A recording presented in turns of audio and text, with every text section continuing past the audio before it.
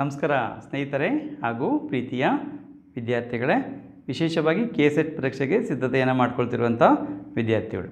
ನಾವು ಹಿಂದಿನ ಒಂದು ವಿಡಿಯೋದಲ್ಲಿ 2024ರ ಕೆಸೆಟ್ ರಾಜ್ಯಶಾಸ್ತ್ರ ವಿಷಯದ ಪ್ರಶ್ನೆ ಪತ್ರಿಕೆ 2ನ್ನು ನೋಡಿದ್ವಿ. ಈ ಒಂದು ವಿಡಿಯೋದಲ್ಲಿ 2021ರಲ್ಲಿ ನಡೆದಂಥ ಒಂದು ಕೆಸೆಟ್ ರಾಜ್ಯಶಾಸ್ತ್ರ ವಿಷಯದ ಪ್ರಶ್ನೆ ಪತ್ರಿಕೆ 2 ಏನಿದೆ ಇದನ್ನು ನಾವಿಲ್ಲಿ ನೋಡ್ತಾ ಹೋಗೋಣ. ನಾನು ನಿಮ್ಮ ಸ್ನೇಹಿತ ಸ್ವಾಮಿಗೌಡ HK ರಾಜ್ಯಶಾಸ್ತ್ರ ಉಪನ್ಯಾಸಕನಾಗಿ ಕಾರ್ಯವನ್ನು ನಿರ್ವಹಿಸ್ತಾ ಇದ್ದೀನಿ. ಈ ಒಂದು ವಿಡಿಯೋ ನೋಡಿದ ನಂತರದಲ್ಲಿ ಈ ಒಂದು ವಿಡಿಯೋ ನಿಮಗೆ ಇಷ್ಟವಾದರೆ ಈ ಒಂದು ವಿಡಿಯೋನ ಲೈಕ್ ಮಾಡಿ, ಹಾಗೆ ನಿಮ್ಮ ಸ್ನೇಹಿತರ ಜೊತೆ ಕೂಡ ಇದನ್ನು ಶೇರ್ ಮಾಡ್ಕೊಳ್ಳಿ. ಹಾಗೆ ಈ ಒಂದು ಚಾನಲ್ ನೀವು ಸಬ್ಸ್ಕ್ರೈಬ್ ಮಾಡ್ಕೊಂಡಿಲ್ಲ ಅಂತಂದರೆ ಈ ಒಂದು ಚಾನಲ್ನ ಸಬ್ಸ್ಕ್ರೈಬ್ ಮಾಡ್ಕೊಳ್ಳಿ. ಈ ಒಂದು ವಿಡಿಯೋದಲ್ಲಿ ನಿಮಗೆ ಪಾರ್ಟ್ 1ರಿಂದ 25ನೇ ಪ್ರಶ್ನೆಗಳವರೆಗೆ ನಾವು ತಿಳಿಸ್ಕೊಡ್ತೀನಿ. ಮುಂದಿನ ಒಂದು ಭಾಗಗಳಲ್ಲಿ ನಾನು ಇತರೆ ಪ್ರಶ್ನೆಗಳ ಬಗ್ಗೆ ಚರ್ಚೆ ಮಾಡ್ತಾ ಹೋಗ್ತೀನಿ. ಹಾಗಾಗಿ ಈ ಒಂದು ಚಾನಲ್ ಸಬ್ಸ್ಕ್ರೈಬ್ ಮಾಡ್ಕೊಳ್ಳಿ. ನಾನು ನಿಮಗೆ ವಿಡಿಯೋ ಮಾಡಿದ ತಕ್ಷಣ ನಿಮಗೆ ನೇರವಾಗಿ ಬರಲಿಕ್ಕೆ ಸಾಧ್ಯ ಆಗುತ್ತೆ. ಹಾಗೆ ಹಿಂದಿನ ಒಂದು ಹಲವಾರು ಪ್ರಶ್ನೆ ಪತ್ರಿಕೆಗಳ ಒಂದು ವಿಡಿಯೋಗಳು ಡಿಸ್ಕ್ರಿಪ್ಷನ್ ಬಾಕ್ಸಲ್ಲಿ ಲಿಂಕ್ ಹಾಕಿರ್ತೇನೆ, ಅವುಗಳನ್ನು ಕೂಡ ನೀವು ಗಮನಿಸ್ಕೋಬೋದು ಅಂತ ಹೇಳ್ತಾ ನಾವೀಗ ನೇರವಾಗಿ ಪ್ರಶ್ನೆಗಳಿಗೆ ಹೋಗೋಣ. ನೋಡಿ, ಇಲ್ಲಿ ಪ್ರಶ್ನೆಗಳಿಗಿಂತ ಮುಂಚೆ ನೀವು ಈ ಒಂದು ಪ್ರಶ್ನೆ ಪತ್ರಿಕೆ ಏನಿರುತ್ತೆ ಇದರಲ್ಲಿ 100 ಪ್ರಶ್ನೆಗಳಿರ್ತವೆ. ವಸ್ತುನಿಷ್ಠ ಮಾದರಿಯ ಪ್ರಶ್ನೆಗಳಿರ್ತವೆ. ಪ್ರತಿಯೊಂದಕ್ಕೂ ಕೂಡ 4 ಆಯ್ಕೆಗಳಿರ್ತವೆ. 4 ಆಯ್ಕೆಗಳಲ್ಲಿ ಒಂದನ್ನು ಆಯ್ಕೆ ಮಾಡಿ ಬರೀಬೇಕಿರುತ್ತೆ. ಹಾಗೆ ಎಲ್ಲ ಪ್ರಶ್ನೆಗಳಿಗೂ ಕೂಡ ಪ್ರತಿಯೊಂದು ಪ್ರಶ್ನೆಗೂ ಕೂಡ 2 ಅಂಕಗಳಿರ್ತವೆ. ಹಾಗೆ ಎಲ್ಲ ಪ್ರಶ್ನೆಗಳು ಕೂಡ ಕಡ್ಡಾಯವಾಗಿ ಉತ್ತರಿಸಬೇಕಾಗುತ್ತೆ. ನಾವೀಗ ಪ್ರಶ್ನೆಗಳನ್ನ ನೋಡ್ತಾ ಹೋಗೋಣ. ಮೊದಲನೇ ಪ್ರಶ್ನೆ, ಇವುಗಳಲ್ಲಿ ಯಾವುದು ಉದಾರವಾದದ ತತ್ವವಲ್ಲ ಅಂತ ಇದೆ. ಇಲ್ಲಿ 4 ಆಯ್ಕೆಗಳನ್ನು ಗಮನಿಸ್ಬೋದು. ಸೀಮಿತ ಸರ್ಕಾರ, ಹಕ್ಕುಗಳನ್ನು ಎತ್ತಿ ಹಿಡಿಯುವಿಕೆ, ಪ್ರಮುಖ ಸಾಮಾಜಿಕ ಘಟಕವಾಗಿ ಸಾಮಾಜಿಕ ವರ್ಗಗಳು, ಅಧಿಕಾರ ವಿಭಜನೆ. ಇಲ್ಲಿ ಉದಾರವಾದದ ತತ್ವವಲ್ಲದು ಯಾವುದು ಅಂತ ಬಂದಾಗ ಅದಕ್ಕೆ ಸರಿಯಾದಂಥ ಉತ್ತರ ಪ್ರಮುಖ ಸಾಮಾಜಿಕ ಘಟಕವಾಗಿ ಸಾಮಾಜಿಕ ವರ್ಗಗಳು. ಅದು ಉದಾರವಾದದ ತತ್ವ ಅಲ್ಲ. ಹಾಗೆ ಎರಡನೇ ಒಂದು ಪ್ರಶ್ನೆ ನೋಡುವಾಗ, ಈ ಕೆಳಗಿನ ಸೈದ್ಧಾಂತಿಕ ಬೆಳವಣಿಗೆಗಳನ್ನು ಅವುಗಳು ಪ್ರಕಟಗೊಂಡ ಕ್ರಮದಲ್ಲಿ ಜೋಡಿಸಿ. ಅಂದರೆ ಅವುಗಳು ಯಾವ ಅವಧಿಯಲ್ಲಿ ಬಂತುವೆ, ಹಾಗಾಗಿ ಕಾಲಾನುಕ್ರಮದಲ್ಲಿ ಜೋಡಿಸುವ ರೀತಿಯಲ್ಲಿ ಅವುಗಳನ್ನ ಜೋಡಿಸ್ಬೇಕಾಗತ್ತೆ. ಯಾವ್ಯಾವ್ದು ಮೊದಲು ಬಂತು, ನಂತರ ಯಾವ್ದು ಬಂತು ಅಂತೇಳಿ ನಾವು ಜೋಡಿಸ್ಬೇಕಾಗತ್ತೆ. ಇಲ್ಲಿ ನಾವು ಜೋಡಿಸಿ ಬರೆದಾಗ ಇಲ್ಲಿ ಕಾಲಾನುಕ್ರಮಕ್ಕೆ ಆಪ್ಷನ್ ಡಿ ಸರಿಯಾದಂಥ ಉತ್ತರ ಆಗಿದೆ. ಏನು ಶಾಸ್ತ್ರೀಯ ಕಮ್ಯುನಿಸಮ್ ಇದೆ, ಅಂದರೆ ಏನು ಸಾಂಪ್ರದಾಯಿಕವಾದಂಥ ಒಂದು ಸಮತಾವಾದ ಇದೆ, ಅದು ಮೊದಲು ಬಂದಂಥದ್ದು. ಆನಂತರ ಎರಡನೇದಾಗಿ ರಚನಾತ್ಮಕ ಮಾರ್ಕ್ಸ್ವಾದ ಬಂದಂಥದ್ದು. ಹಾಗೆ ಮೂರನೇದಾಗಿ ನಾವು ನೋಡುವುದು ವಿಮರ್ಶಾತ್ಮಕ ಸಿದ್ಧಾಂತ ಬಂದಂಥದ್ದು. ಹಾಗೆ ನಾಲ್ಕನೇದಾಗಿ ವಿಶ್ಲೇಷಣಾತ್ಮಕ ಮಾರ್ಕ್ಸ್ವಾದ ಬಂದಿರುವಂಥದ್ದನ್ನು ನಾವು ಗಮನಿಸ್ತೇವೆ. ಹಾಗೆ ನಾವು ಮುಂದಿನ ಒಂದು ಪ್ರಶ್ನೆ ನೋಡುವಂಥದ್ದು ಮೂರನೇ ಒಂದು ಪ್ರಶ್ನೆ, ಸಂಪ್ರದಾಯವಾದ ಅಥವಾ ರೂಢಿವಾದ ಅಂತ ಕರಿತೀವಿ ಕುರಿತ ಕೆಳಗಿನ ಹೇಳಿಕೆಗಳನ್ನು ಗಮನಿಸಬೇಕಾಗುತ್ತೆ. ಇಲ್ಲಿ 4 ಹೇಳಿಕೆಗಳನ್ನು ನೀಡಲಾಗಿದೆ, ಅವುಗಳನ್ನ ಓದ್ಕೊಳ್ಳಿ. ಸಂಪ್ರದಾಯವಾದಿ ವಿಚಾರಧಾರೆಯು ಫ್ರೆಂಚ್ ಕ್ರಾಂತಿಯ ವಿರುದ್ಧದ ಪ್ರತಿಕ್ರಿಯೆಯಲ್ಲಿ ಉದ್ಭವಿಸಿತು. ಹಾಗೆ ಎರಡನೇದಾಗಿ ಮಾನವ ಪರಿಪೂರ್ಣತೆಯು ರೂಢಿವಾದದ ಕೇಂದ್ರೀಯ ವಿಷಯ ವಸ್ತುಗಳಲ್ಲೊಂದು. ಹಾಗೆ ಕ್ರಿಶ್ಚಿಯನ್ ಅಥವಾ ಪ್ರಜಾಪ್ರಭುತ್ವ ಪೈತೃಕ ರೂಢಿವಾದದ 2 ಪ್ರಮುಖ ಸಂಪ್ರದಾಯಗಳೊಂದಾಗಿದೆ. ಹಾಗೆ ನಾಲ್ಕನೇದಾಗಿ ವಿಮೋಚನವಾದದ ಸಂಪ್ರದಾಯವಾದಿಗಳು ಆರ್ಥಿಕ ಪ್ರತ್ಯೇಕವಾದದಲ್ಲಿ ನಂಬಿಕೆ ಇಟ್ಟಿದ್ದಾರೆ ಅಂತಿದೆ. ನೋಡಿ, ಈ 4 ಹೇಳಿಕೆಗಳಿದೆ. ಈ 4 ಹೇಳಿಕೆಗಳಿಗೆ ಸಂಬಂಧಪಟ್ಟಂತೆ ನಾವು ಕೊಡಲಾದಂಥ ಒಂದು ಸಂಕೇತಗಳನ್ನ ಆಧರಿಸಿ ಉತ್ತರಿಸಬೇಕಾಗತ್ತೆ. ಅಂದರೆ ಯಾವುದು ಸರಿಯಾದಂಥ ಉತ್ತರ ಅಂತೇಳಿ ಗುರುತಿಸಿ ನಾವು ಬರೀಬೇಕಾಗತ್ತೆ. ಅದಕ್ಕೆ ಸರಿಯಾದಂಥ ಒಂದು ಉತ್ತರ ಆಪ್ಷನ್ ಸಿ, ಅಂದರೆ 1, 3 ಮತ್ತು 4 ಏನಿದೆ ಅವುಗಳು ಸರಿಯಾದಂಥ ಅಂಶಗಳಾಗಿದೆ. ಹಾಗೆ ನಾವು ಎರಡನೇ ಒಂದು ಅಂಶ ಏನಿದೆ ಅದು ತಪ್ಪಾಗಿದೆ, ಅದನ್ನು ಬಿಡಬೇಕಾಗುತ್ತೆ. ಹಾಗೆ ನಾವು ಮುಂದಿನ ಪ್ರಶ್ನೆಗೆ ಹೋದಾಗ 4ನೇ ಪ್ರಶ್ನೆ, ಪರಿಸರವಾದದ ವಿಷಯವಾಗಿ ಕೆಳಗಿನ ಹೇಳಿಕೆಗಳನ್ನು ಅವಲೋಕಿಸಿ ಅಂತದೆ. ಅಂದರೆ ಪರಿಸರವಾದಕ್ಕೆ ಸಂಬಂಧಪಟ್ಟಂತೆ ಇರುವಂಥ ಕೆಲವು ಹೇಳಿಕೆಗಳನ್ನ ನಾವಿಲ್ಲಿ ಗಮನಿಸಬೇಕಾಗುತ್ತೆ. ಆ ಹೇಳಿಕೆಗಳನ್ನ ನೋಡಿದಾಗ ಮೊದಲನೇದಾಗಿ ಪರಿಸರಶಾಸ್ತ್ರ ಪದವು ಆನ್ಸ್ಟ್ ಹ್ಯಾಕೆಲ್ ಎಂಬ ಪ್ರಾಣಿಶಾಸ್ತ್ರಜ್ಞರಿಂದ ಚಲಾವಣೆಗೆ ಬಂತು. ಹಾಗೆ ಎರಡನೇದು ಬೆಳವಣಿಗೆ ವರದಿಯ ಮಿತಿಗಳು ರೋಮ್ ಕ್ಲಬ್ನಿಂದ ಕೈಗೊಳ್ಳಲ್ಪಟ್ಟಿತು. ಹಾಗೆ ಮೂರನೇದಾಗಿ ಪರಿಸರವಾದದ ಕೇಂದ್ರೀಯ ವಿಷಯ ವಸ್ತುಗಳೊಂದು ಸಮಗ್ರತಾವಾದವಾಗಿದೆ. ಹಾಗೆ ನಾಲ್ಕನೇದಾಗಿ ಪ್ರಕೃತಿಯನ್ನು ಉಳಿಸಿಟ್ಟುಕೊಳ್ಳಲು ಸಹಕರಿಸುವ ಮನುಷ್ಯ ಜೀವನದ ಉದ್ದೇಶವನ್ನು ಆಳವಾದ ಪರಿಸರ ಜ್ಞಾನವು ಮುಂದುವರಿಸುತ್ತದೆ ಅಂತಿದೆ. ಇದಕ್ಕೆ ನಾವು ಸರಿಯಾದಂಥ ಆಯ್ಕೆಗಳು ಯಾವುದು ಅಂತಂದಾಗ ಈ ಕೆಳಗೆ ಕೊಡಲಾದಂಥ ಸಂಕೇತಗಳಿಂದ ಸರಿ ಉತ್ತರವನ್ನು ಆರಿಸಿ ಅಂತಿದೆ. ಇದಕ್ಕೆ ಸರಿಯಾದಂಥ ಉತ್ತರ ಆಪ್ಷನ್ ಎ, ಅಂದರೆ 4 ಕೂಡ ಸರಿಯಾಗಿದೆ. ಆ ಅಂಶನ ನಾವು ಬರೀಬೇಕಾಗುತ್ತೆ. ಹಾಗೆ ಮುಂದಿನ ಪ್ರಶ್ನೆ 5ನೇ ಪ್ರಶ್ನೆ, ಹೊಂದಿಸಿ ಬರೆಯುವಂಥ ಪ್ರಶ್ನೆಯನ್ನು ಕೇಳಲಾಗಿದೆ. ಇಲ್ಲಿ ನೋಡಿ, ಇಲ್ಲಿ ಕೆಲವು 4 ಅಂಶಗಳನ್ನ ಕೊಡಲಾಗಿದೆ. ಆ 4 ಅಂಶಕ್ಕೆ ಕೆಲವು ABCD ಮತ್ತು 1, 2, 3, 4 ಅಂತ ಅಂಶಗಳಿದೆ. ಅವುಗಳನ್ನ ಹೊಂದಿಸಿ ಬರೀಬೇಕಾಗುತ್ತೆ. ಇಲ್ಲಿ ನಾವು ಮೊದಲನೇದಾಗಿ ನೋಡುವಂಥದ್ದು ಸೈಮನ್ ಡಿ ಬೇವೂರ್, ಅದಕ್ಕೆ ದಿ ಸೆಕೆಂಡ್ ಸೆಕ್ಸ್ ಅಂತ ಏನಿದೆ ಅದು ಸರಿಯಾದಂಥ ಹೊಂದಾಣಿಕೆ ಆಗಿದೆ. ಹಾಗೆ ಬಿಸ್ಲೇಸಿ ಎಂಬಂತೇನಿದೆ ಅದಕ್ಕೆ ಸ್ತ್ರೀವಾದ ಎಂದರೇನು, ಅದಕ್ಕೆ ಹೊಂದಾಣಿಕೆ ಆಗುವಂಥದ್ದು ನಾವು ಕಾಣ್ತೇವೆ. ಹಾಗೆ ಸ್ಯಾಕೆರ್ಸನ್ ಜೆ ಅಂತ ಏನಿದೆ ಇದಕ್ಕೆ ಸರಿಯಾದಂಥ ಹೊಂದಾಣಿಕೆ ಅದು ಆಗಿರುವಂಥದ್ದು ನಾವು ಗಮನಿಸ್ಬೋದು. ಅಂದರೆ ರಾಜಕೀಯ ಸಿದ್ಧಾಂತದಲ್ಲಿ ಲಿಂಗ ಅಂತ ಎಂಬರುತ್ತೆ, ಅದು ಆಗುವಂಥದ್ದು ನಾವು ಗಮನಿಸ್ತೇವೆ. ಹಾಗೆ ಕೊನೆಯದಾಗಿ ಜೆ ಫ್ರಿಡ್ಮನ್ ಅಂತ ಏನಿದೆ ಇದಕ್ಕೆ ಸ್ತ್ರೀವಾದ, ಅದು ಸರಿಯಾದಂಥ ಹೊಂದಾಣಿಕೆ ಆಗಿದೆ. ಸರಿಯಾದಂಥ ಹೊಂದಾಣಿಕೆ ನೋಡಿದಾಗ ಆಪ್ಷನ್ ಡಿ ಸರಿಯಾದಂಥ ಉತ್ತರ ಆಗಿರುವಂಥ ನಾವು ನೋಡಲಿಕ್ಕೆ ಸಾಧ್ಯ. ಹಾಗೆ 5ನೇ ಪ್ರಶ್ನೆ ನೋಡಿದ ನಂತರದಲ್ಲಿ 6ನೇ ಪ್ರಶ್ನೆ ನೋಡುವಂಥದ್ದು. ಇಲ್ಲಿ 2 ಹೇಳಿಕೆಗಳನ್ನು ಕೊಡಲಾಗಿದೆ, ಒಂದು ಪ್ರತಿಪಾದನೆ ಮತ್ತು ಇನ್ನೊಂದು ಸಮರ್ಥನೆ ಅಥವಾ ಕಾರಣ ಅಂತ ಹೇಳ್ಬೋದು. 6 ಅಂತ ಕೊಡಲಾಗಿದೆ ಎಂದು ಸೂಚಿಸಲಾಗಿದೆ. ಮೊದಲನೇದಾಗಿ ಪ್ರತಿಪಾದನೆ ನೋಡೋಣ. ಅಲ್ಲಿ ಪ್ರತಿಪಾದನೆ ಏನು ಕೊಟ್ಟಿದ್ದಾರೆ ಅಂದರೆ, ಸಮತೋಲಿತ ಮತ್ತು ಸಹಿಷ್ಣುತೆಯುಳ್ಳ ಸಮಾಜ ವ್ಯಕ್ತಿಗತ ಹಾಗೂ ಸ್ವಯಂ ಸೇವಾ ಸಂಘಗಳ ಮುಕ್ತ ಕ್ರಿಯೆಗಳಿಂದ ಬೆಳವಣಿಗೆ ಹೊಂದುವುದೆಂದು ಪ್ರಗತಿಪರರು ನಂಬುವುದಿಲ್ಲ ಅಂತ ಇದೆ. ಅದಕ್ಕೆ ಸಮರ್ಥನೆ ಏನಂತಂದರೆ, ಕಾನೂನು ಮತ್ತು ಸರ್ಕಾರಗಳೆರಡು ಅನವಶ್ಯಕವೆಂದು ನಂಬುವ ಅರಾಜಕತಾವಾದಿಗಳ ವಾದವನ್ನು ಪ್ರಗತಿಪರರು ಒಪ್ಪುವುದಿಲ್ಲ ಅಂತ ಇದೆ. ನೋಡಿ, ಇಲ್ಲಿ ಪ್ರಗತಿಪರರು ಅದಕ್ಕೆ ಒಪ್ಪುವುದಿಲ್ಲ ಅಂತ ಹೇಳ್ತಾರೆ. ಇದಕ್ಕೆ ಸರಿಯಾದಂಥ ಒಂದು ಆಯ್ಕೆಗಳನ್ನ 4 ಆಯ್ಕೆಗಳಿದೆ. ಸರಿಯಾದಂಥ ಒಂದು ಇದಕ್ಕೆ ಸಂಬಂಧಪಟ್ಟಂಥ ಒಂದು ಹೇಳಿಕೆಗಳಲ್ಲಿ ಯಾವುದು ಸರಿ ಅಂತ ಅಂದಾಗ ಇದಕ್ಕೆ ಸರಿಯಾದಂಥ ಉತ್ತರ ಯಾವುದು ಅಂತಂದರೆ ಆಪ್ಷನ್ ಬಿ ಸರಿಯಾದಂಥ ಉತ್ತರ ಆಗಿದೆ. ಅಂದರೆ ಎ ಮತ್ತು ಆರ್ ಎರಡೂ ಕೂಡ ಸರಿ, ಆದರೆ ಎಗೆ ಆರ್ ಸರಿಯಾದಂಥ ವಿವರಣೆ ಅಲ್ಲ. ಅಂದರೆ ಎರಡೂ ಕೂಡ ಹೇಳಿಕೆಗಳು ಸರಿಯಾಗಿದೆ, ಬಟ್ ಮೊದಲನೇ ಒಂದು ಪ್ರತಿಪಾದನೆ ಇದೆ ಅದಕ್ಕೆ ಕೊಟ್ಟಿರುವಂಥ ಸಮರ್ಥನೆ ಅಥವಾ ಕಾರಣ ಇದೆ, ಅದು ಸರಿಯಾದಂಥ ಕಾರಣ ಅಲ್ಲ. ಹಾಗೆ ನಾವು ಮುಂದಿನ ಪ್ರಶ್ನೆಗೆ ಹೋದಾಗ 7ನೇ ಪ್ರಶ್ನೆ, ಬಹುಸಂಸ್ಕೃತಿವಾದದ ವಿಷಯವಾಗಿ ಇವುಗಳಲ್ಲಿ ಯಾವ ಹೇಳಿಕೆ ಸರಿಯಲ್ಲ. ನೋಡಿ, 4 ಹೇಳಿಕೆಗಳಿದೆ ಇಲ್ಲಿ, ABCD ಅಂತ 4 ಹೇಳಿಕೆಗಳಿದೆ, ಅಥವಾ 1, 2, 3, 4 ಅಂತ ರೋಮನ್ ಅಂಕಿಗಳದ್ದು ಕೂಡ ಕೊಟ್ಟಿರ್ಬೋದು. ಅದನ್ನು ಗಮನಿಸ್ಕೊಳ್ಳಿ. ನಿಮಗೆ ಇಲ್ಲಿ 4 ಹೇಳಿಕೆಗಳಿದೆ, ಯಾವುದು ಸರಿಯಲ್ಲ ಅಂತಂದಾಗ ಸರಿಯಾದಂಥ ಒಂದು ಉತ್ತರ ಆಪ್ಷನ್ ಡಿ. ನೀವು ಪಾಸ್ ಮಾಡಿ ಇತರೆ ಅಂಶಗಳನ್ನ ಓದ್ಕೊಳ್ಳಿ. ಇತರೆ ಅಂಶಗಳು ಬಹುಸಂಸ್ಕೃತಿವಾದದ ವಿಷಯವಾಗಿ ಅವುಗಳು ಸರಿಯಾಗಿರ್ತವೆ. ಆ 3 ಅಂಶಗಳನ್ನ ನೋಡ್ಕೊಳ್ಳಿ.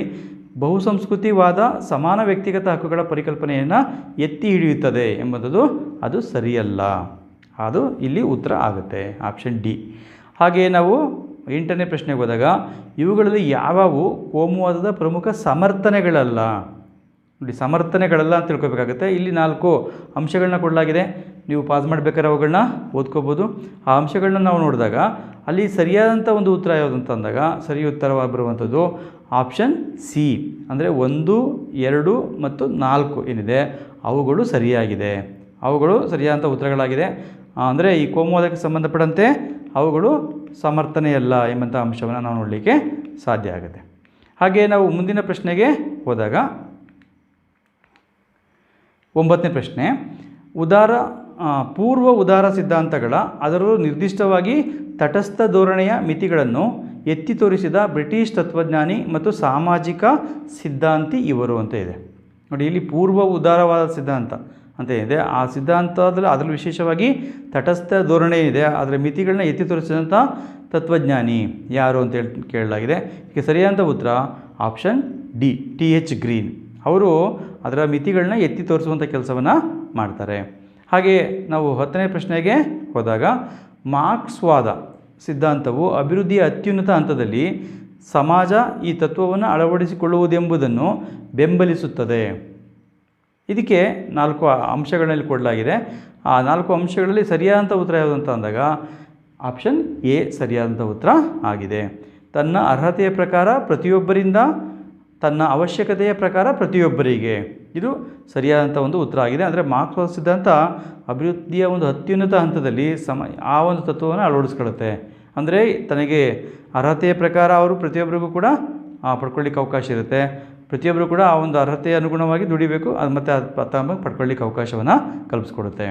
ಹಾಗೆ 11ನೇ ಪ್ರಶ್ನೆ ನೋಡುವಂಥದ್ದು, ಇಲ್ಲಿ 2 ಹೇಳಿಕೆಗಳನ್ನ ನೀಡಲಾಗಿದೆ.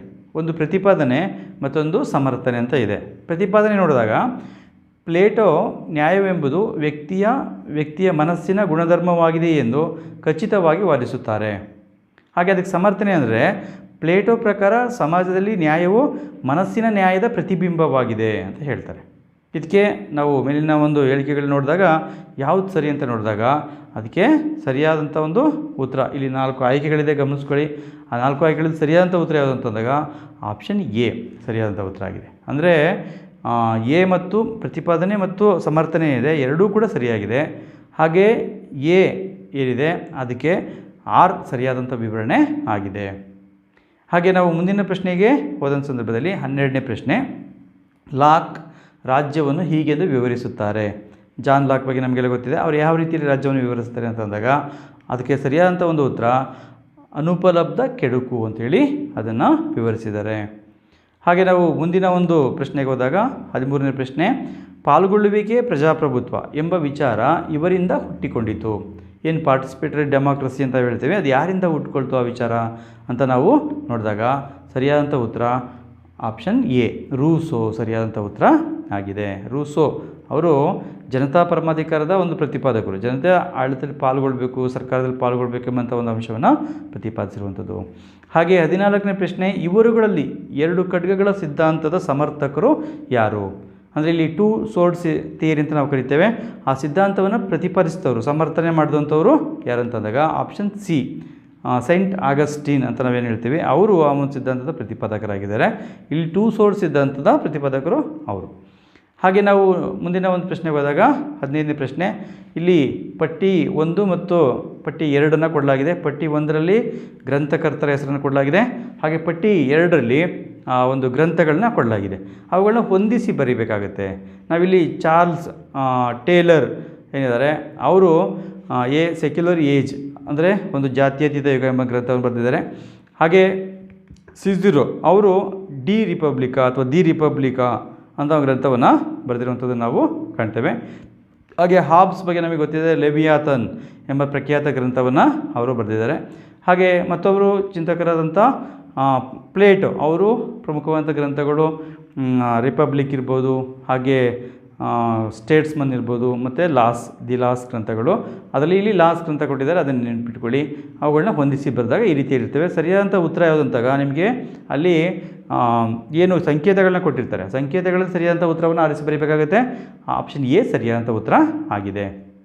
ಹಾಗೆ ನಾವು 16ನೇ ಪ್ರಶ್ನೆಗೆ ಹೋದಾಗ, ಈ ಕೆಳಗಿನ ಚಿಂತಕರಲ್ಲಿ ವಿಧೇಯತೆಯ ಸಂಭಾವ್ಯ ಕಿಡಿಗೇಡಿತನಗಳು ಪ್ರತಿರೋಧದ ಸಂಭಾವ್ಯ ಕಿಡಿಗೇಡಿತನಗಳಿಗಿಂತ ಕಡಿಮೆ ಇವೆ ಎಂಬ ಅಭಿಪ್ರಾಯ ವ್ಯಕ್ತಪಡಿಸಿದವರು ಯಾರು ಅಂತ ಇದೆ. ಅಂದರೆ ವಿಧೇಯತೆಯ ಸಂಭಾವ್ಯ ಕಿಡಿಗೇಡಿಗಳಿಗೂ ಪ್ರತಿರೋಧ ಸಂಭಾವ್ಯ ಕಿಡಿಗಳಿಗಿಂತ ಕಡಿಮೆ ಇವೆ ಅಂತೇಳಿ ಒಂದು ಅಭಿಪ್ರಾಯವನ್ನು ವ್ಯಕ್ತಪಡಿಸಿದ್ದಾರೆ. ಯಾರಂತಂದರೆ ಆಪ್ಷನ್ ಸಿ ಜರ್ಮಿ ಬೆಂಥಾಮ್ ಉಪಯುಕ್ತದ ವಾದವನ್ನು ಪ್ರತಿಪಾದಿಸಿದ್ದಾರೆ. ಅವರು ಈ ಒಂದು ಅಭಿಪ್ರಾಯವನ್ನು ವ್ಯಕ್ತಪಡಿಸಿರುವಂಥದ್ದು ನಾವು ಕಾಣ್ತೇವೆ. ಹಾಗೆ 17ನೇ ಪ್ರಶ್ನೆ, JS ಮಿಲ್ರನ್ನು ಮನಸ್ಸಿಲ್ಲದ ಅಂದರೆ ಹಿಂಜರಿಕೆಯ ಪ್ರಜಾಪ್ರಭುತ್ವವಾದಿ ಎಂದು ವಿವರಿಸಿದವರು ಯಾರು?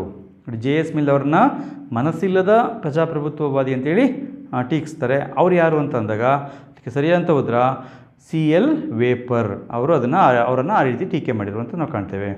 ಹಾಗೆ ಮುಂದಿನ ಒಂದು ಪ್ರಶ್ನೆ 18ನೇ ಪ್ರಶ್ನೆ, ಇಲ್ಲಿ ಪಟ್ಟಿ 1 ಕೃತಿಕಾರರ ಹೆಸರನ್ನು ಕೊಡಲಾಗಿದೆ. ಹಾಗೆ ಪಟ್ಟಿ 2ರಲ್ಲಿ ಕೃತಿಗಳ ಒಂದನ್ನು ನೀಡಲಾಗಿದೆ. ಅವೆರಡನ್ನೂ ಕೂಡ ಹೊಂದಿಸಿ ಬರೀಬೇಕಾಗುತ್ತೆ. ನಾವು ಹೊಂದಿಸಿ ಬರೆದಾಗ ಉತ್ತರಗಳು ಯಾವ ರೀತಿ ಇರ್ತವೆ ಅಂತ ನಾವು ನೋಡೋಣ. ಇಲ್ಲಿ ಸೈಂಟ್ ಆಗಸ್ಟೀನ್ ಇವರು ದಿ ಸಿಟಿ ಆಫ್ ಗಾಡ್ ಎಂಬ ಗ್ರಂಥವನ್ನು, ಅಂದರೆ ದೇವನಗರಿ ಎಂಬ ಗ್ರಂಥವನ್ನು ಬರೆದಿದ್ದಾರೆ. ಹಾಗೆ ಥಾಮಸ್ ಆಕ್ವೆನಾಸ್ ಏನಿದ್ದಾರೆ ಅವರು ಡಿಸ್ಪ್ಯೂಟೆಡ್ ಕ್ವೆಶ್ಚನ್ಸ್ ಆ್ಯಂಡ್ ಟ್ರುತ್ ಅಂದರೆ ವಿವಾದಿತ ಪ್ರಶ್ನೆಗಳು ಮತ್ತು ಸತ್ಯ ಎಂಬ ಗ್ರಂಥವನ್ನು ಬರೆದಿದ್ದಾರೆ. ಹಾಗೆ ನಾವು ಮುಂದಿನ ಮೆಕ್ಯಾವೆಲಿ ನೋಡಿದಾಗ ದಿ ಪ್ರಿನ್ಸ್ ಅವರ ಪ್ರಖ್ಯಾತ ಗ್ರಂಥ. ಹಾಗೆ ಜಾನ್ ಲಾಕ್ ಅವ್ರದ್ದು 2 ಟ್ರೀಟೀಸ್ ಆಫ್ ಸಿವಿಲ್ ಗೌರ್ಮೆಂಟ್ ಅಥವಾ ನಾಗರಿಕ ಸರ್ಕಾರದ 2 ಒಪ್ಪಂದಗಳಂತ ಕನ್ನಡದಲ್ಲಿ ನಾವು ಹೇಳ್ತೇವೆ. ಈ ಗ್ರಂಥಗಳನ್ನ ಅವರು ಬರೆದಿದ್ದಾರೆ. ಇದನ್ನು ಹೊಂದಿಸಿ ಬರೆದಾಗ ನಾವು ಇಲ್ಲಿ ಸಂಕೇತಗಳನ್ನ ಕೊಡಲಾಗಿರುತ್ತೆ. ಆ ಸಂಕೇತಗಳ ಮೂಲಕ ಆ ಒಂದು ಉತ್ತರಗಳನ್ನ ಸೂಚಿಸಬೇಕಾಗುತ್ತೆ. ಇಲ್ಲಿ ಸಂಕೇತ ಬಿ ಏನಿದೆ ಅದು ಸರಿಯಾದಂಥ ಉತ್ತರ ಆಗಿದೆ. ಹಾಗೆ ನಾವು ಮುಂದಿನ ಒಂದು ಪ್ರಶ್ನೆಗೆ ಹೋದಾಗ ಇಲ್ಲಿ 2 ಹೇಳಿಕೆಗಳನ್ನ ಕೊಡಲಾಗಿದೆ. ಒಂದನ್ನು ನಿಮಗಾಗಲೇ ಹೇಳಿದ್ದೀನಿ, ಪ್ರತಿಪಾದನೆ ಮತ್ತು ಇನ್ನೊಂದು ಅದಕ್ಕೆ ಸಮರ್ಥನೆ ಇರುತ್ತೆ, ಅದನ್ನು ಗಮನಿಸ್ಕೊಳ್ಳಿ. ಪ್ರತಿಪಾದನೆ ಏನಿದೆ, ರಾಷ್ಟ್ರ ಎದುರಿಸುತ್ತಿರುವ ಸಮಸ್ಯೆಗಳನ್ನ ಗುರುತಿಸುವಲ್ಲಿ ಫಲಕಾರಿಯೂ ಪರಿಣಾಮಕಾರಿಯೂ ಆಗಬಹುದಾದ ಒಂದು ದೇಶೀಯ ಸೈದ್ಧಾಂತಿಕ ಪರಿಕಲ್ಪನೆಯನ್ನು ರೂಪಿಸುವುದರ ಪರವಾಗಿ ಲೋಹಿಯ ಪ್ರತಿಪಾದನೆ ಮಾಡಿದರು ಅಂತ ಇದೆ.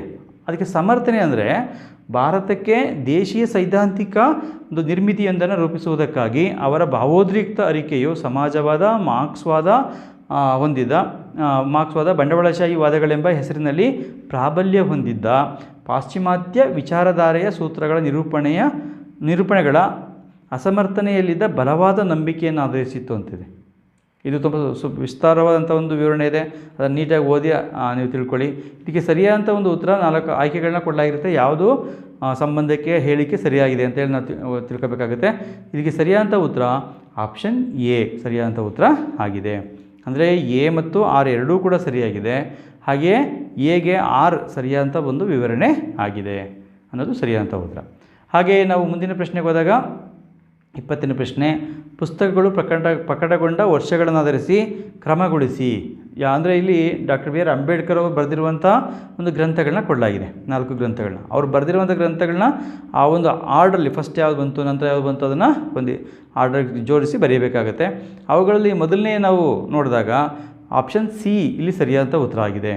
ಅವರು ಮೊದಲಿಗೆ ಭಾರತದಲ್ಲಿ ಜಾತಿ, ಇವುಗಳ ಯಾಂತ್ರಿಕತೆ, ಮೂಲ, ಬೆಳವಣಿಗೆ ಇವುಗಳ ಕುರಿತು ಬರೀತಾರೆ. ಆನಂತರ ರೂಪಾಯಿ ಸಮಸ್ಯೆ, ಅದರ ಮೂಲ ಮತ್ತು ಪರಿಹಾರ. ಆನಂತರದಲ್ಲಿ ಬಹಿಷ್ಕೃತ ಭಾರತ.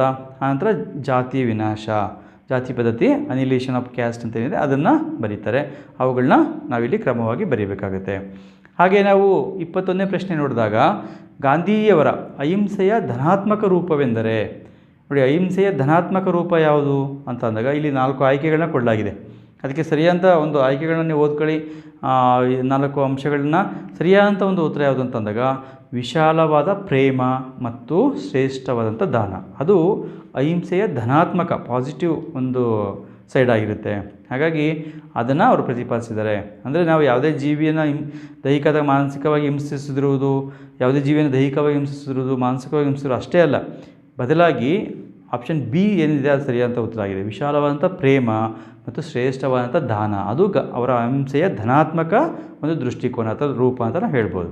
ಹಾಗೆ 22ನೇ ಪ್ರಶ್ನೆ, ಪೂರ್ಣ ಸ್ವರಾಜ್ಯ, ರಾಮರಾಜ್ಯ, ಹಾಗೆ ಸರ್ವೋದಯ ಮತ್ತು ಪಂಚಾಯತ್ ರಾಜ್ಗಳಂಥ ಪದಗಳನ್ನು ಮಹಾತ್ಮ ಗಾಂಧಿ ಉಪಯೋಗಿಸಿದ್ದು ಇದನ್ನು ಸೂಚಿಸಲು ಅಂತ ಇದೆ. ಅಂದರೆ ಏನನ್ನು ಸೂಚಿಸಲಿಕ್ಕೋಸ್ಕರ ಇವನ್ನು ಬಳಕೆ ಮಾಡಿದರು, ಯಾವುದಕ್ಕೆ ಸಂಬಂಧಪಟ್ಟಂತೆ ಅಂತ ಅಂದಾಗ ಅದಕ್ಕೆ ಸರಿಯಾದಂಥ ಉತ್ತರ ಅದು ಒಂದು ಆದರ್ಶ ರಾಜಕೀಯ ಒಂದು ಕ್ರಮ. ಅಂದರೆ ಇವೆಲ್ಲವೂ ಕೂಡ ಒಂದು ಆದರ್ಶ ರಾಜ್ಯ ವ್ಯವಸ್ಥೆ ಹೇಗಿರಬೇಕು ಅದನ್ನು ವಿವರಿಸುವ ಸಂದರ್ಭದಲ್ಲಿ ಇವುಗಳನ್ನ ಬಳಕೆ ಮಾಡ್ತಾರೆ. ಪೂರ್ಣ ಸ್ವರಾಜ್ಯ ಇರ್ಬೋದು, ರಾಮರಾಜ್ಯ, ಸರ್ವೋದಯ, ಪಂಚಾಯತ್ ರಾಜ್ ವ್ಯವಸ್ಥೆ ಇವನ್ನು ತಿಳಿಸ್ತಾರೆ. ಹಾಗೆ 23ನೇ ಪ್ರಶ್ನೆ, ಈ ಕೃತಿಕಾರರಲ್ಲಿ ದೊರೆಯು ತನ್ನ ಪ್ರಜೆಗಳ ಸಂತೋಷದಲ್ಲಿಯೇ ತನ್ನ ಸಂತೋಷ ಕಂಡುಕೊಳ್ಳಬೇಕು ಎಂದು ನಿರ್ದೇಶಿಸಿದವರು ಯಾರು ಅಂತಿದೆ. ನೋಡಿ ಇದನ್ನು 2024 ಪ್ರಶ್ನೆ ಪತ್ರಿಕೆಯಲ್ಲಿ ಕೂಡ ಕೇಳಿದರು, ಇಲ್ಲೂ ಕೂಡ ಕೇಳಿದ್ದಾರೆ. ಆಪ್ಷನ್ ಸಿ ಕೌಟಿಲ್ಯ ಇದಕ್ಕೆ ಸರಿಯಾದಂಥ ಉತ್ತರ ಆಗಿದೆ. ಹಾಗೆ ನಾವು ಮುಂದಿನ 24ನೇ ಪ್ರಶ್ನೆ ನೋಡಿದಾಗ ಮನುಸ್ಮೃತಿಯ ಯಾವ ಭಾಗಗಳು ರಾಜ ಮತ್ತು ಮಂತ್ರಿಗಳ ಕರ್ತವ್ಯಗಳಿಗೆ ಸಂಬಂಧಪಟ್ಟಿವೆ? ಮನುಸ್ಮೃತಿಯನ್ನು ಒಂದು ಭಾಗಗಳನ್ನ ತಿಳ್ಕೊಂಡಿರಬೇಕಾಗತ್ತೆ. ಅದಕ್ಕೆ ಇಲ್ಲಿ ಸರಿಯಾದಂಥ ಉತ್ತರ ರಾಜ ಮತ್ತು ಮಂತ್ರಿಯ ಒಂದು ಕರ್ತವ್ಯಗಳ ಬಗ್ಗೆ ತಿಳಿಸಿರುವಂಥದ್ದು 7ನೇ ಮತ್ತು 8ನೇ ಭಾಗಗಳಲ್ಲಿ ಆ ಒಂದು ರಾಜ ಮತ್ತು ಮಂತ್ರಿಯ ಕರ್ತವ್ಯಗಳ ಬಗ್ಗೆ ಸಂಬಂಧಪಟ್ಟಿರುವಂಥದ್ದು ನಾವು ಕಾಣ್ತೇವೆ. ಹಾಗೆ 25ನೇ ಪ್ರಶ್ನೆ, ನೀವು ನನಗೆ ರಕ್ತ ಕೊಡಿ, ನಾನು ನಿಮಗೆ ಸ್ವತಂತ್ರ ಕೊಡಿಸುವೆನು. ಈ ಒಂದು ಹೇಳಿಕೆ ನೀಡಿದವರು ತುಂಬ ಪ್ರಖ್ಯಾತ ವ್ಯಕ್ತಿ, ಭಾರತದ ನಾವು ನೇತಾಜಿ ಅಂತ ಕರಿತೇವೆ, ನಿಮ್ಮೆಲ್ಲ ಸುಲಭವಾಗಿ ಗೊತ್ತಿರುತ್ತೆ, ತುಂಬ ಈಸಿ ಪ್ರಶ್ನೆ. ಸುಭಾಷ್ ಚಂದ್ರ ಬೋಸ್ ಅವರು ಈ ಒಂದು ಮಾತನ್ನು ಹೇಳಿರುವಂಥದ್ದು ನಾವು ಕಾಣ್ತೇವೆ. ಈ ರೀತಿ ನಾವು ಈ ಒಂದು 25 ಪ್ರಶ್ನೆಗಳೇನಿದೆ ಇವುಗಳನ್ನ ತಿಳ್ಕೊಬೇಕಾಗತ್ತೆ. ಪ್ರತಿಯೊಂದು ಟಾಪಿಕನ್ನು ನೀವು ಕೂಲಂಕುಷವಾಗಿ ಅಧ್ಯಯನ ಮಾಡಬೇಕು. ಗಾಂಧೀಜಿ ಬಗ್ಗೆ, ಅಂಬೇಡ್ಕರ್ ಬಗ್ಗೆ, ಹಾಗೆ ನಾವು ಇಲ್ಲಿ ಮನುಸ್ಮೃತಿ ಬಗ್ಗೆ ಇರ್ಬೋದು, ಹಾಗೆ ಪಾಶ್ಚಾತ್ಯ ಒಂದು ರಾಜಕೀಯ ಚಿಂತನೆ ಇರುವಂಥ ಕೆಲವು ಚಿಂತಕರು ಬರೆದಿರುವಂಥ ಗ್ರಂಥಗಳ ಬಗ್ಗೆ ನಾವು ಮಾಹಿತಿಗಳನ್ನ ತಿಳ್ಕೊಂಡಾಗ ಈ ಒಂದು ಪ್ರಶ್ನೆಗಳಿಗೆ ಉತ್ತರಿಸಲಿಕ್ಕೆ ಸಾಧ್ಯ ಆಗುತ್ತೆ. ಹಾಗೆ ಕೆಲವು ಮುಂದಿನ ಒಂದು ವಿಡಿಯೋಗಳಲ್ಲಿ ನಾವು ಇನ್ನೂ ಕೆಲವು ತತ್ವ ಸಿದ್ಧಾಂತಗಳ ಬಗ್ಗೆ ಏನೇನು ಅಂಶಗಳು ಬರ್ತಾವೆ ಅವುಗಳನ್ನ ನಾವು ತಿಳ್ಕೊಳ್ತಾ ಹೋಗೋಣ. ಈ ಒಂದು ವಿಡಿಯೋನ ಇಲ್ಲಿ ತನಕ ನೋಡಿದ್ದಕ್ಕಾಗಿ ಧನ್ಯವಾದಗಳು. ಹಾಗೆ ಮುಂದಿನ ಒಂದು ವಿಡಿಯೋದಲ್ಲಿ ನಾವೇನು ಮುಂದಿನ ಪ್ರಶ್ನೆಗಳಿದೆ ಅವುಗಳನ್ನ ನೋಡ್ತಾ ಹೋಗೋಣ. ಈ ಒಂದು ವಿಡಿಯೋನ ಕೊನೆ ತನಕ ನೋಡಿದ್ದಕ್ಕಾಗಿ ಧನ್ಯವಾದಗಳು. ಹಾಗೆ ಈ ಒಂದು ವಿಡಿಯೋ ನಿಮ್ಗೆ ಇಷ್ಟವಾಗಿದೆ ಲೈಕ್ ಮಾಡಿ, ಹಾಗೆ ನಿಮ್ಮ ಸ್ನೇಹಿತರ ಜೊತೆ ಕೂಡ ಶೇರ್ ಮಾಡ್ಕೊಳ್ಳಿ. ಹಾಗೆ ಒಂದು ಚಾನಲ್ ನೀವು ಸಬ್ಸ್ಕ್ರೈಬ್ ಮಾಡ್ಕೊಂಡಿಲ್ಲ ಅಂದರೆ ಈ ಒಂದು ಚಾನಲ್ನ ಸಬ್ಸ್ಕ್ರೈಬ್ ಮಾಡ್ಕೊಳ್ಳಿ. ಪಕ್ಕದಲ್ಲಿರುವಂಥ ಬೆಲ್ ಬಟನ್ ಕ್ಲಿಕ್ ಮಾಡಿ ನೋಟಿಫಿಕೇಷನ್ನ ಆಲ್ ಅಂತ ಸೆಟ್ ಮಾಡಿಕೊಂಡ್ರೆ ನಾನು ಮುಂದೆ ಮಾಡುವಂಥ ಎಲ್ಲ ವೀಡಿಯೋಗಳು ನೇರವಾಗಿ ಬರಲಿಕ್ಕೆ ಸಾಧ್ಯ ಆಗುತ್ತೆ. ಹಾಗೆ ನಾವು ಮುಂದಿನ ಒಂದು ವಿಡಿಯೋದಲ್ಲಿ ಪಾರ್ಟ್ 2 ಅಂದರೆ 2021 ಒಂದು ರಾಜ್ಯಶಾಸ್ತ್ರ ಪ್ರಶ್ನೆ ಪತ್ರಿಕೆಯ ಪಾರ್ಟ್ 2ನ ನಾವು ನೋಡ್ತಾ ಹೋಗೋಣ ಅಂತ ಹೇಳ್ತಾ ಈ ಒಂದು ವಿಡಿಯೋನ ಕೊನೆ ತನಕ ನೋಡೋದಕ್ಕಾಗಿ ಮತ್ತೊಮ್ಮೆ ಧನ್ಯವಾದಗಳು. ನಮಸ್ಕಾರ.